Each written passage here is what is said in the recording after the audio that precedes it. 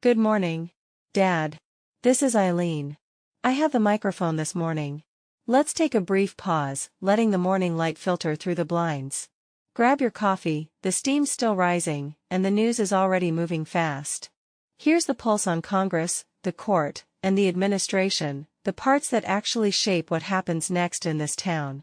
The House just passed an aviation safety bill aimed at preventing another mid-air disaster like the one over the Potomac. It's a rare patch of common ground in a divided chamber, practical steps to tighten procedures after real tragedy. At the same time, freshman Rep. Mark Harris from North Carolina dropped the Equal Treatment for Farmers Act. It strips out the socially disadvantaged language from USDA programs that gave preferences based on race or gender. The Justice Department already flagged that wording as unconstitutional, so Harris is moving it from executive memo to statute. It's a direct follow-through on the administration's Day One push against DEI structures in federal law. Expect it to spark floor fights about merit versus identity, especially as the next farm bill takes shape. Over at the DOJ, Assistant Attorney General Harmeet Dillon laid out a sobering audit of voter rolls. After reviewing 60 million records, they found hundreds of thousands of dead people still listed and roughly 25,000 potential non-citizens. They're suing 29 states plus D.C. for access under the 1960 Civil Rights Act, and the cases are already climbing the appellate ladder. It's not abstract, this is the machinery that decides whether elections stay clean or become another partisan trench war. Congress will feel the heat on election security hearings before long.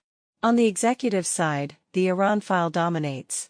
President Trump went from "talks are going well" to "no more Mr. Nice Guy" in a single weekend. After Iranian forces fired on vessels in the Strait of Hormuz and tried to run the blockade, the Navy seized an Iranian-flagged ship.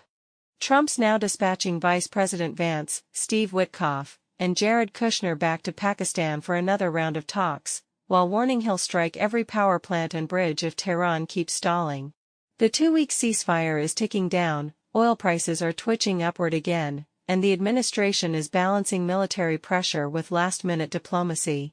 It's the kind of moment where executive latitude meets congressional oversight. Expect hearings on Capitol Hill if the situation slides further. A couple of exits also cleared the decks. Rep. Eric Swalwell and Rep. Tony Gonzalez both resigned this week amid misconduct allegations, timing their departures to lock in pensions and benefits. It's a reminder that when scandal meets institutional rules, the system sometimes hands out golden parachutes instead of accountability.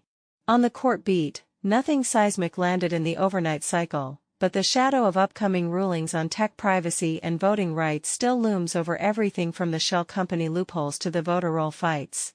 The administration's push to close anonymous ownership gaps, especially Chinese front companies buying near military bases, could test how far executive and legislative power reach when national security collides with corporate secrecy. That's the core of it, Dad. Congress grinding on farm policy and aviation safety, the DOJ forcing states to clean their voter lists, and the White House juggling a volatile ceasefire with fresh threats and fresh talks. The through line is tension between institutions that are supposed to check each other but keep getting pulled into the same geopolitical and domestic pressure points. I've already pulled the Harris bill text, the latest DOJ filings on voter rolls, and a quick timeline on the Hormuz escalation. Want me to drop the full briefing packet now, or should I hold it until you've finished your second cup? Just say the word. I'm here,